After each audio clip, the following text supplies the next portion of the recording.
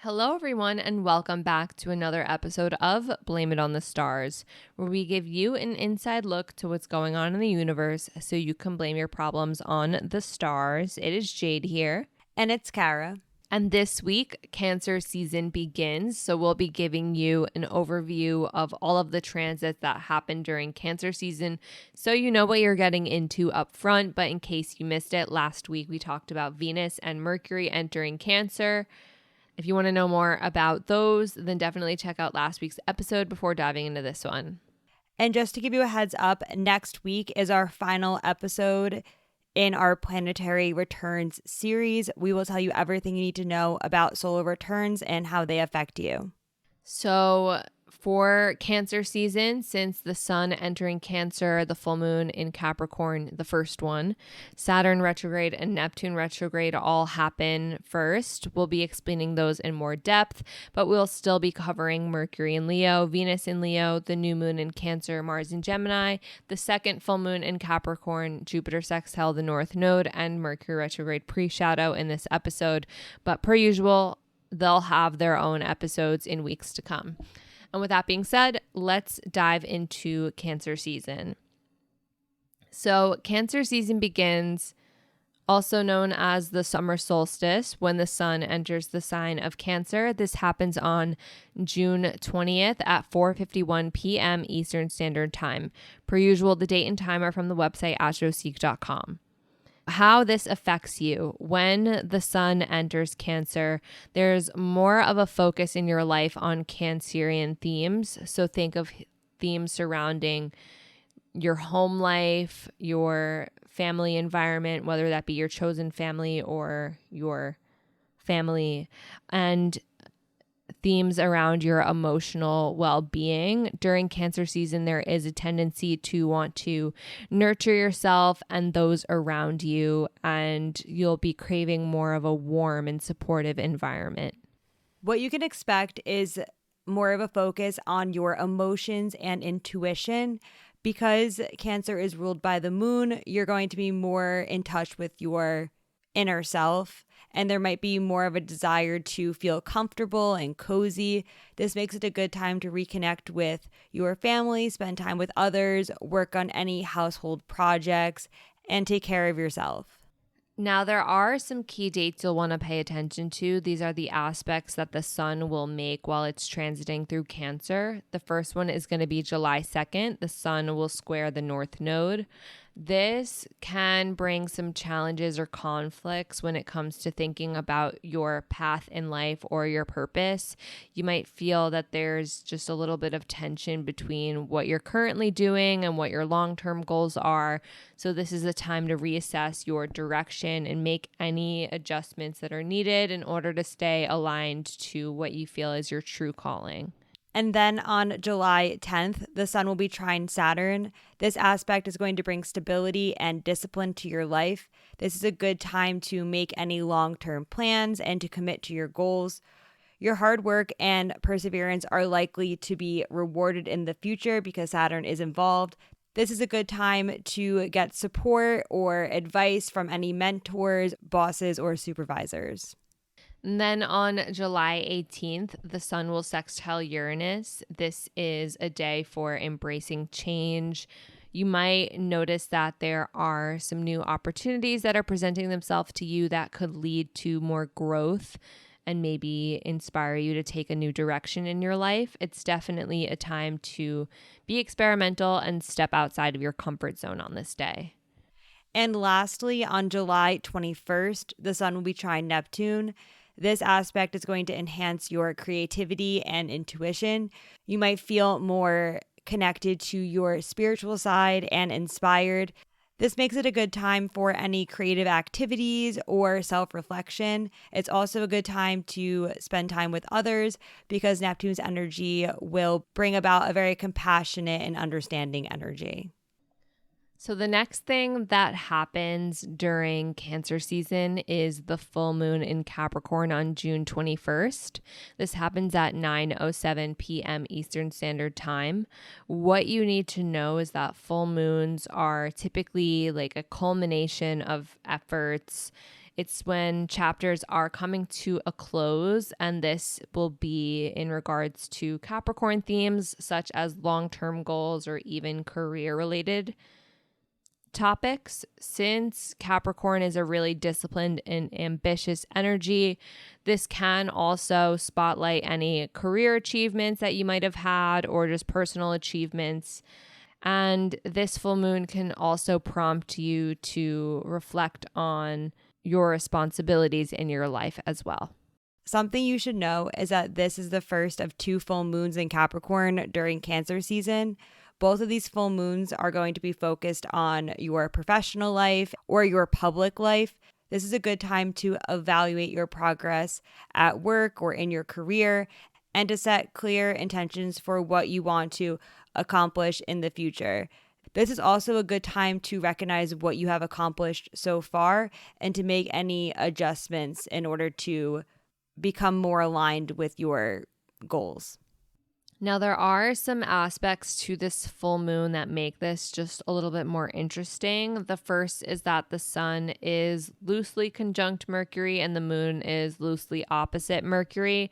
This can bring a bit of a focus on things like mental clarity or how you're communicating. On one hand, with the sun and Mercury in alignment, there is a stronger ability to express your ideas or think clearly. But with the moon being opposite Mercury, there can be some emotional tension or misunderstanding. So it's going to be really important that you're balancing rationality with sensitivity when talking with other people.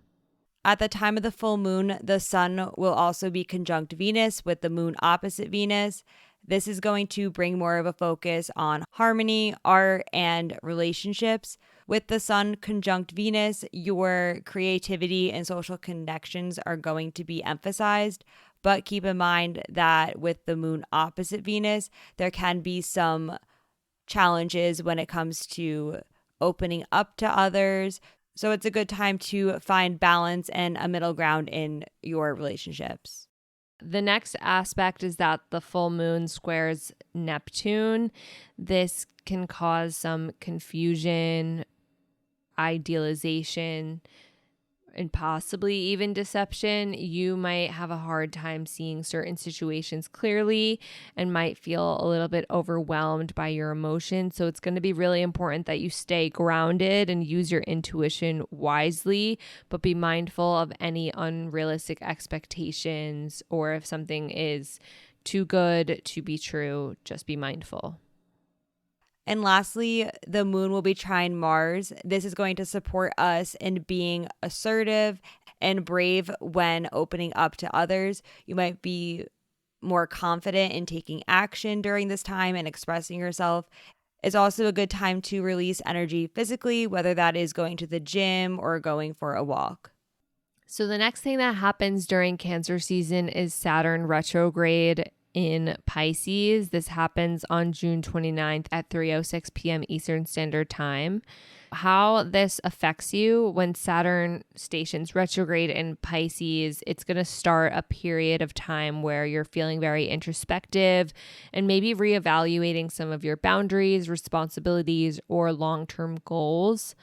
This can be a time where you can address any areas of your life where maybe you've been a little bit too idealistic or lacking structure. Something you might not know is that Saturn retrograde is going to emphasize shifting our focus from external achievements to internal growth.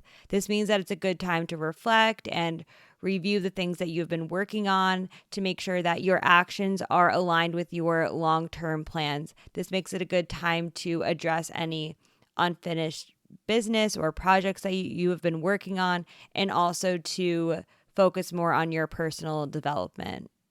Then the next thing that happens during Cancer season is Neptune stationing retrograde in Pisces. This happens on July 2nd at 6:40 a.m. Eastern Standard Time.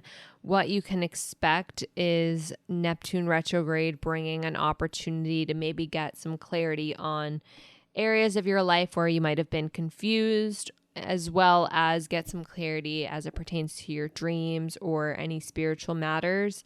You might find that you're reassessing your beliefs, your aspirations, and you're going to start leading to seek a deeper understanding of your subconscious patterns, thoughts, and just overall seek to get rid of any confusion in your life.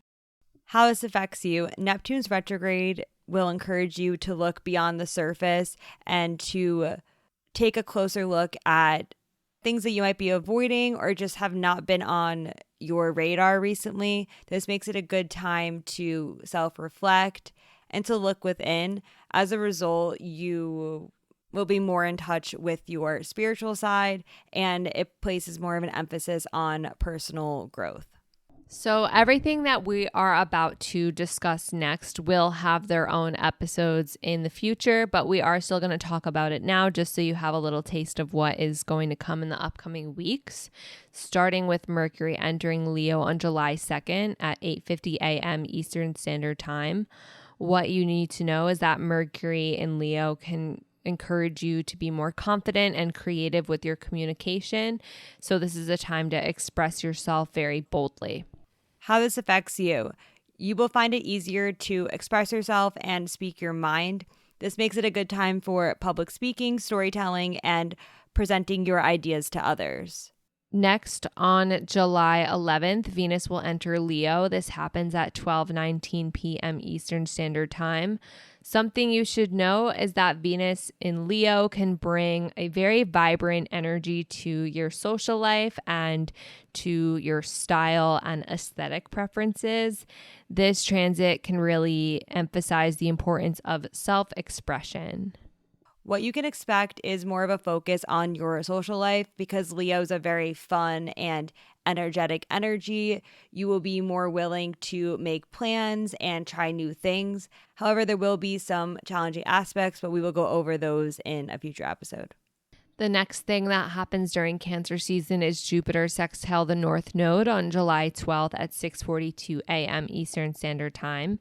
How this affects you, this positive aspect between Jupiter and the North Node is a really good opportunity for growth. You might find that it's a lot easier to make any progress towards your goals and gain a sense of direction when it comes to what you feel is your destiny in life.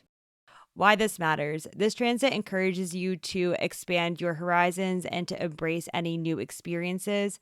This makes it a good time to pursue any new educational goals, to travel, or to connect with mentors that can guide you on your path.